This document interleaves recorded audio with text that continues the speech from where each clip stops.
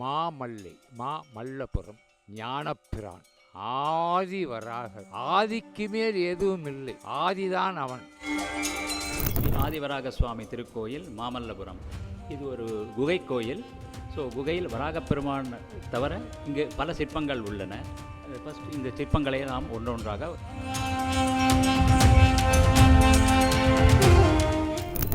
அப்படி ஒரு நாள் இவர் இங்கிருந்து கிளம்பி போகும்பொழுது பெருமாள், வராக பெருமாள் தன்னை நிஜமாகவே இவன் பிரேமிக்கிறானா, நேசிக்கிறானா, இல்லது இவனுடைய விஷயங்களுக்காக, அதாவது சிற்பங்கள் செய்வது அதற்காக வேண்டி நம்மளை பயன்படுத்திக் கொள்கிறானா என்று சோதிக்கிறதுக்காக தன்னுடைய பிராட்டியான அகிலவள்ளி தாயாரை சிறிய குழந்தை போல் வலது பக்கம் ஏந்தி நேராக ஒரு அந்தனர் கோலத்தில் வந்து இந்த ராஜா கிட்ட கேட்கிறார்.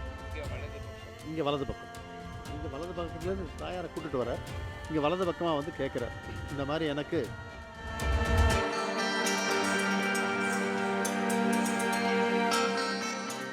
பிரார்த்தனைன்னு சொல்ல முடியாது. நான் பெருமாளோட பக்தை. நான் திருமணத்துக்கு முன்னாடியிலேருந்தே பெருமாள் வணங்கிட்டு இருக்கேன். எனக்கு மாங்கல்யம், எனக்கு வந்து திருமணம் ஆனது காரணமே நான் வணங்குற பெருமாள் தான், எம்பெருமாள் தான். அவரை தொடர்ந்து நான் வந்து புரட்டாசி மார்கழி விரதம் இருந்து கும்பிட்டுக்கிட்டு இருக்கேன். இன்றைக்கி இந்த ஸ்தலசேன பெருமாள் இருக்கிற இந்த மகாபலிபுரத்துக்கு நான் வந்து வாக்குப்பட்டு வந்திருக்கேன். அதுவே எனக்கு ஒரு பெரிய வரப்பிரசாதமாக நான் நினைக்கிறேன். இங்கே வந்து வராக பெருமாள் வந்து தாயாரோட ஒரு அந்யோன்யமாக இருக்காங்க. அந்த மாதிரி நாங்களும் எப்போவுமே 2 பேருமே வந்து இணைஞ்சி அந்யோன்யமாக வாழணுன்றது தான் என்னோட பிரார்த்தனை. ஒவ்வொரு உத்திரட்டாதியும் விசேஷமாக இங்கே திருமணஞ்சனம் நடக்கிறது. சித்திர உத்திரட்டாதி பெருமாளோட திருநட்சத்திரன்றதால இங்கே உத்திரட்டாதி சிறப்பாக திருமஞ்சனம் நடக்குது. எல்லாரும் வந்து பெருமாளை சேவிச்சுட்டு விசேஷமான அருளை பெறணும்னு வேண்டிக்கிறேன்.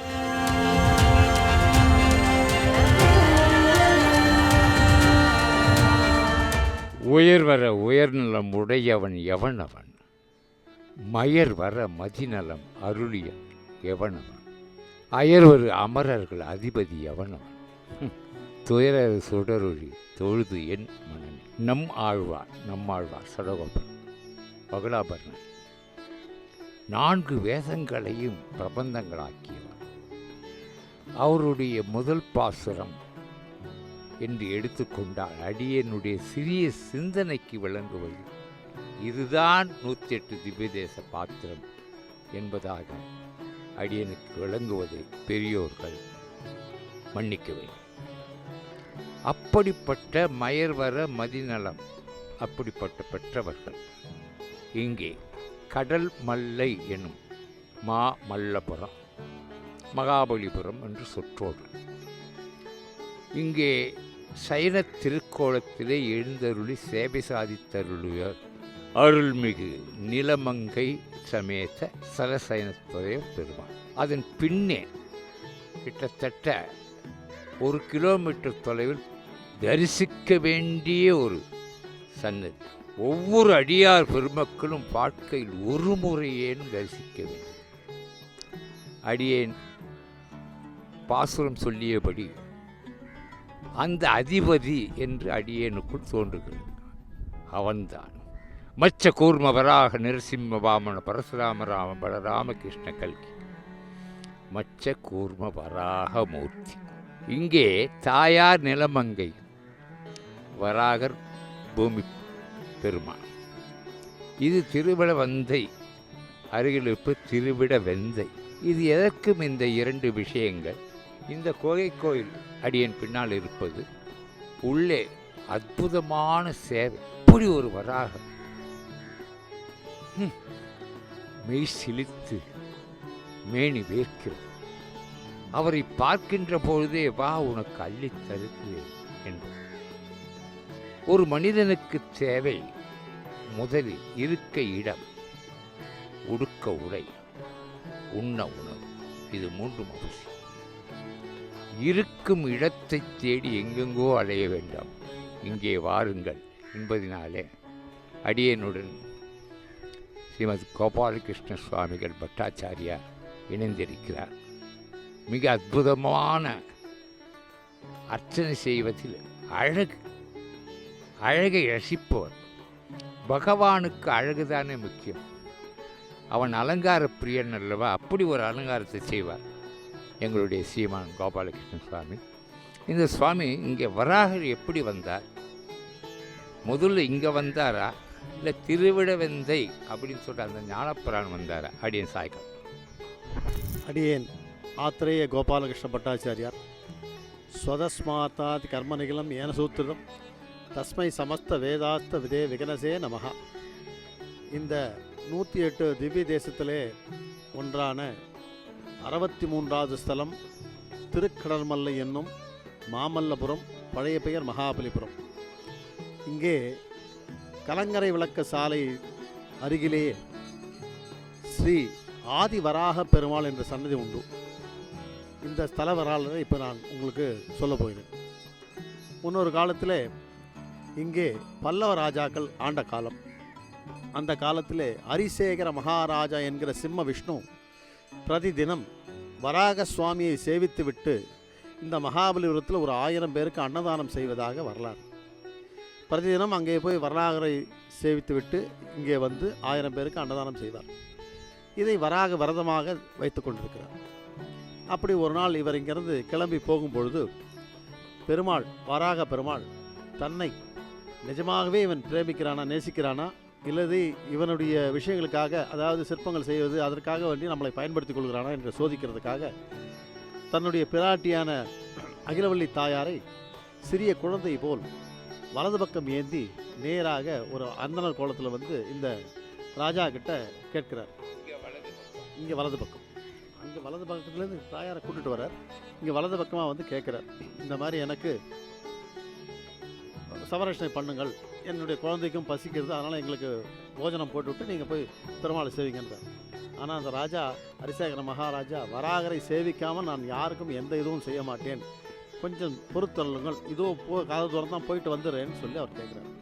இல்லை நீங்கள் எனக்கு பண்ணலைன்னா உங்களுக்கு பிரம்மகத்தி தோஷம் பிடிச்சிரும் அப்படின்னு அவர்கிட்ட சொன்னதுனால அவருடைய பிராட்டியும் கூட வந்து தன்னுடைய பர்த்தாவுக்கு எதாவது ஆகிவிடுமோன்ற பயத்தில் சரி இவரையே நீங்கள் வராக நினச்சி பண்ணுங்க அப்படின்னு சொன்னதுனால அந்த ஹரிசேகர மகாராஜா வந்திருக்கும் மந்தனருக்கு அவரையே வராக நினச்சி பண்ணதுனால பெருமாள் மெச்சி அவர் எப்படி காட்சி கொடுத்தாரோ அதே மாதிரி இங்கே வந்து காட்சி கொடுத்தார். அங்கே இடது பக்கத்தில் காட்சி கொடுத்தார், இங்கே வலது பக்கத்தில் காட்சி கொடுக்குறார். இது திருவலவந்தைன்னு பேர், அதனால் இது வலது பக்கம் இங்கே இருக்கிறார். திருவிடந்தையில் பெருமாள் வந்து இடது பக்கம் வச்சுருக்கார். அதே ஆதிசேஷன் நாகராணி கூட அதே மாதிரி இங்கே வலது பக்கமாக வந்து காட்சி கொடுக்குறார். இது மேற்கே திருமங்கம் உள்ள சன்னதி, குடைவரை கோயிலில் வருது. மலையை குடைஞ்சி பண்ணியிருக்க கோயில் இது. அதனால் கிட்டத்தட்ட 1500 வருஷத்துக்கு முன்னாடி மேற்கு பார்த்த சன்னதியில் அப்போல்லாம் வெளிச்சமே கிடையாது. மேற்கு பக்கம் சூரியன் வரும்போது தான் அங்கே சன்லைட் வரும். அப்போ தான் அவன் வந்து அந்த கோவில் பண்ணியிருக்கான். கரண்ட்டு கிடையாது, எந்த விதமான எக்யூப்மெண்ட்டும் கிடையாது. அப்போ அந்த மாதிரி சிற்பங்கள் பண்ணி வச்சுருக்கான். இங்கே வந்து பார்த்தீங்கன்னாக்கா பெருமாள் மட்டும் இல்லாமல் கங்காதீஸ்வரன், ஈஸ்வரனை கங்கையை தரையில் வச்சுருக்கிற கங்காதீஸ்வரன் இருக்கார். ஹரிசேகர மகாராஜா அவருடைய அந்தப்புற நாயகி பிராட்டி, பக்கத்தில் மகாலட்சுமி ஜலக்கிரீடை செய்யக்கூடிய இடம், அதன் பக்கத்தில் நாகராஜன், அதன் பக்கத்தில் வந்து பிரயோக சக்கர விஷ்ணு, அடுத்த பக்கம் இந்த பக்கம் பெருமாள் சன்னதி நடுவில் பெருமாள் இருக்கார். பெருமாளுக்கு இடது பக்கம் சங்கரநாராயண சுரூபமாக பாதி சிவனும் பாதி விஷ்ணுவும் இருக்கிறார்.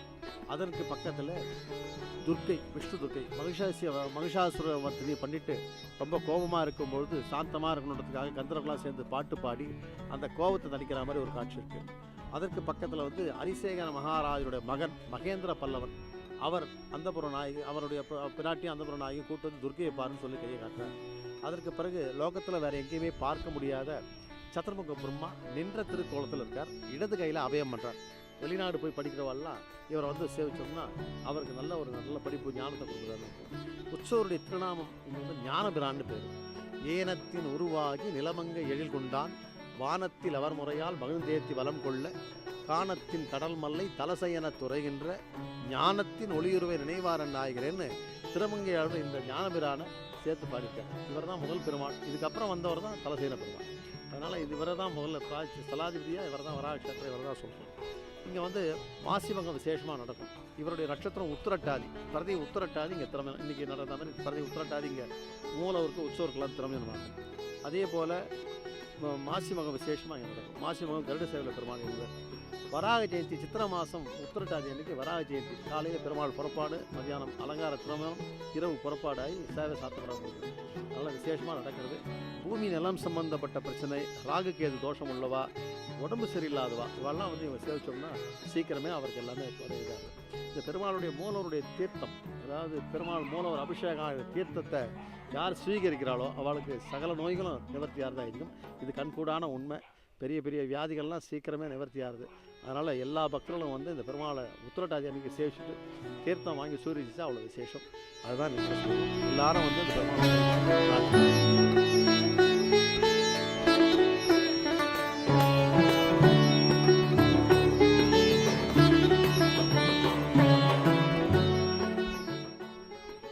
எத்தனை வருஷம் ஆச்சு இந்த பெருமாள் இங்கே வந்து? கிட்டத்தட்ட 1500 வருஷத்துக்கு முன்னாடி பெருமாள். 1500 ஆண்டுகளுக்கு முன்னால் இது ஒரு குடைவரை கோயிலாக இருந்தது. இதில் என்ன ஆச்சரியம்னா எல்லா சுவாமிகளும் ஏழியிருக்காங்க. அதுலேயும் அதுதான் பெருமாள் வந்து வர்ணகலாமார்கள். அது மட்டுமில்லை, கல்வி கேள்விகளில் சிறந்து விளங்க எங்கேயும் பார்க்காத நான்முகனான பிரம்மா வடக்கு முகமாக நிற்கிறார் இடது கையில். அதனால் கல்வி கேள்விகளில் சிறந்தது. அதே போன்று ஒரு மருத்துவராக இங்கே ஸ்ரீ வராக சுவாமி இருக்கார். இந்த தீர்த்தத்துக்கு அவ்வளோ மகிமை இருக்கு. ஒன்று. இரண்டாவது, இப்போது நம்ம பெரிய கோயிலுக்கு போகிறோம். அது இத்தனை மணிக்கு திறக்கிறது, இத்தனை மணிக்கு நட சாத்துறது, இத்தனை மணிக்கு. இது எப்போ திறக்கும், எப்போ மூடும்? இங்கே பிரதானமாக இது வந்து தனியாருடைய இவர் ட்ரஸ்டியில் இருக்கார். அதாவது தனியாக நிர்வாகம் பண்ணக்கூடிய அவங்க இருக்கிறதால இங்கே திறந்தே இருக்காது. ஒரு வேளை அங்கே வந்து ஆராதனை பண்ணிட்டு போகிறோம். அதனால் காத்தால் அங்கே 9லேருந்து 9:30 மணிக்கு அங்கே தலசேன பெருமாள் கோவிலில் பூஜை ஆகும். அது முடிஞ்ச கையோடு இங்கே 10 மணிக்கு வந்து சேவை பண்ணி வச்சுருக்கோம். 10 மணிக்கு யார் இங்கே வராலும் அங்கே வந்து கேட்குறாலும் அவன் கூட வந்து இங்கே சேவிச்சுக்கலாம். 10 மணிக்கு வந்து தினம் நித்திய ஆராதனை ஒரு வேளை கண்டிப்பாக வந்து சேவிக்கலாம். 10 மணிக்கு வந்தால் டெஃபரெண்டாக சேவிக்கலாம். காலையில் இங்கே 10 மணிக்கு அடியார் பெருமக்கள் வந்து இந்த பகவானை சேவிக்கலாம். 9க்கெல்லாம் வந்து சலசேன பெருமாள் சேவித்து நிலமங்கை தாயாருடைய வாங்கிட்டு உச்சம் இங்கே வேடி வந்தாள்னா பட்டாச்சாரிய சுவாமிகள்லாம் இருப்பா. சரி, இங்கே அவளுக்கு என்ன நிவேதம்? இப்போ சாதாரணமாக பிரதிநித்தியம் வந்து சுத்தானம் நைவேத்தியம். அந்த உத்திரட்டாதி அன்றைக்கி திருமஞ்சனம் வர அன்றைக்கி வந்து சக்கரை பொங்கல், புளியோதரை, மாவு, பெருமாளுக்கு வந்து மாவு விசேஷம். இந்த கோரக்கிழங்கு மாவு அது விசேஷமாக இங்கே பண்ணுவாங்க. இதெல்லாம் தான் விசேஷம். தயிர் சாதம், சக்கரை பொங்கல், புளியோதரை, மாவு இதெல்லாம் விசேஷமாக இருக்கும். நைவேத்தியம் பண்ணி பக்தர்களுக்கெல்லாம் கொடுப்பாங்க. அடியனுக்கு ஒரு பெரியவா சொன்னது தான். அடியன் வயசுக்கு சம்மந்தம் இல்லை. இங்கே இருந்த பெரியவா ஒருத்தர் சொன்னார், திடீர்னு இரவில் ஒரு சவுண்டு கேட்கணும். இந்த இடத்துல வராகல் குருன்னு ஒரு சவுண்டு கேட்கணும். அந்த சவுண்டு தான் இந்த கம்ப்ளீட் உலகத்தையும் ஆட்டி கொண்டிருக்கிறது. எவ்வளவு எதிர்மறை சக்திகள் ஆனாலும் சரி, இந்த பில்லி சொல்லுவா, சூன்யன் சொல்லுவா, மற்றது எல்லாமே இங்கே நிவர்த்தி ஆகிவிடும். ஆதியானவர்க்கும் ஆதியான ஆதினி. ஆதி பகவன் மகாவிஷ்ணு. மகாவிஷ்ணுவுடைய தசாவதாரங்கள் மட்டுமின்றி ஸ்ரீமத் பகவத்கீதையிலே அநேக அவதாரங்களை பற்றி பதிவு செய்யப்பட்டிருக்கிறது. 1000 உலகேழடிக்கும் பேராயிரம் கொண்டவனுக்கு ஒரு விலட்சணமான திருநாமம் ஞானப்பிரான் வராகர். அற்புதமான திருநாமம். கிருத்தயுகத்திலே அவதரித்தருளியவர். அவதாரம் என்பதற்கு கீழே இறங்கி வருதல் என்பதாக ஒரு பொருள் பேசப்படுகிறது. உண்மை என்னவென்றால், தன்னுடைய மேலான விஷயங்களை விட்டு திருப்பார்க்கடல் திருவைகுந்தத்தில் அனைத்தையும் விட்டுவிட்டு கீழான நிலைக்கு பகவான் ஏன் எழுந்தருள வேண்டும்? இதுதான் காரணம். தர்மத்தை ரட்சிப்பதற்காக, சரணாகதி தத்துவத்தை போதிப்பதற்காக. அதைத்தான் கீதையிலே சொன்னான் சரமஸ்லோகமாக, சர்வதர்மான் பரித்திச்சு மாமேகம் சரணம் அகம் துவா சர்வ பாபேப்யோ மோட்சை சுவாமி மாசு. பகவானிடம் நாம் என்ன செய்ய வேண்டும்? பரிபூர்ண சரணாகதி தத்துவம். அதற்கு இதிகாசங்களிலே ராமாயணத்தில் ஏக சரணாகதி, எல்லோரும் சரணாகதி. மகாபாரதத்திலும் அப்படியே. பகவானே, அடியேனிடம் ஏதும் இல்லை, அனைத்தும் நீயே என்று அவனுடைய சிந்தாமரை பாத கமலங்களிலே அடியார் பெருமக்கள் தரிசித்தால் வந்தவனை வந்த வழி நோக்கி ஓடிவிடும். எந்த வினை ஆனாயன அங்கே ஞானப்பிரான் எழுந்துள்ளிருக்கின்றார். பூமி தாயாரை வலதுபுறத்திலே வைத்துக் கொண்டிருக்கின்றார். வலதிலே யார் இருப்பார்கள் என்றால் மகாலட்சுமி. அகலகில்லே நிறைமின் அலர்மேல் மங்கைகளை மார்பார். நிகரில் புகழாய் உலகம் மூன்றுடையாய் என்னை ஆழ்வாய். நிகரிலமரர் முனி கணங்கள் விரும்பும் திருவேங்கடத்தாய். புகழ் ஒன்னில்லா அடியேன் உன் அடிக்கீழ் அமர்ந்து புகுந்தேன். இது போதும். அடியார் பெருமக்கள் அடியவனை பற்றி கொள்க, பற்று அற பற்ற. ஆக இந்த ஸ்தலத்துக்கு, இந்த ஞானப்பிரான் ஆதிவராக பெருமாள் ஸ்தலத்துக்கு பூர்வ புண்ணியம் செய்தால் இருந்தால் மட்டுமே வர முடியும். ஒரு அடியான் அல்லது மனிதன் பூர்வ புண்ணியம் செய்திருக்க வேண்டும் ஜாதகத்தில், இல்லை என்றால் இங்கே வர முடியாது. ஏன்னால் 1 மணி நேரம் திருக்காட்சி பொழுந்திருக்கிறார் பெருமாள். ஆஜானுபவமான உருவம். பார்த்து கொண்டே இருக்கலாம். பார்த்த மாத்திரத்தில் பாவத்தை போக்குகின்ற அடியர்களை சேர்த்து வைத்த பகவான். அப்படிப்பட்ட பகவானுடைய கோயில் என்னுடன் கடல் மல்லை, அதாவது மாமல்லையில் அடியனுடன் இணைந்திருப்பர் என் ஆப்தர் ஸ்ரீமான் வெங்கடகிருஷ்ண சுவாமிகள். இங்கே இருக்கின்ற ஒவ்வொரு சிற்பத்தை பற்றியும் மிக அழகாக வியாக்கியானம், விவரம் அனைத்தையும் சொல்ல இருக்கிறார். அடிய நமஸ்காரம். ஸ்ரீ ஆதிவராக சுவாமி திருக்கோயில் மாமல்லபுரம். இது ஒரு குகை கோயில். ஸோ குகையில் வராகப்பெருமான் தவிர இங்கு பல சிற்பங்கள் உள்ளன. ஃபஸ்ட் இந்த சிற்பங்களை நாம் ஒன்றொன்றாக காண்போம்.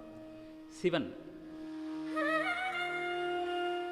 பரமசிவன், தலையின் மேல் கங்கை, கங்காதீஸ்வரர், லிங்க வடிவே இல்லாமல் தலையில் மேல் கங்கை கொண்டு அழகாக செதுக்கப்பட்டிருக்கிறது. ராஜா அரிசேகர மகாராஜா. ஸோ இந்த ராஜாவுக்கு, பல்லவ வம்சத்தில் சேர்ந்தவர். இந்த ராஜாவுக்காக பகவான் இங்கே காட்சி கொடுத்து கோயில் கொண்டு அருள் பாலிக்கிறார்.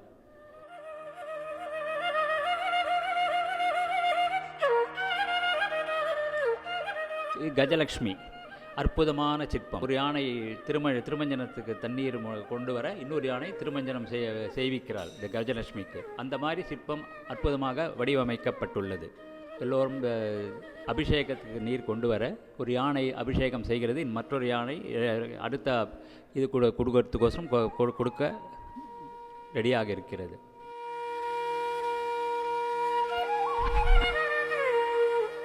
பிரயோக சக்கரத்துடன் மகாவிஷ்ணு சிற்பம். இது துவாரபாலகர்கள்.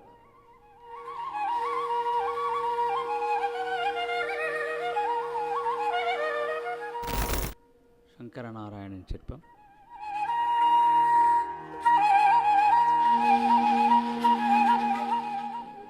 சிவமும் விஷ்ணுவும் சேர்ந்து இருக்கிற ரூபம் சங்கரநாராயணன் ஸ்வரூபம். மகிஷாசுர மர்தினி. மகாபலிபுரத்தில் பார்த்தீர்களானால் மகிஷாசுர மர்தினி மண்டபம் என்று ஒன்று உள்ளது. அங்கு மகிஷாசுரனுக்கும் துர்கைக்கும் நடக்கும் சண்டை காட்சி அமைக்கப்பட்டுள்ளது. இங்கு சண்டை முடிவுக்கு பின் மகிஷி என்ற அரக்கையை காலில் வைத்துக்கொண்டு துர்கை அம்மன்.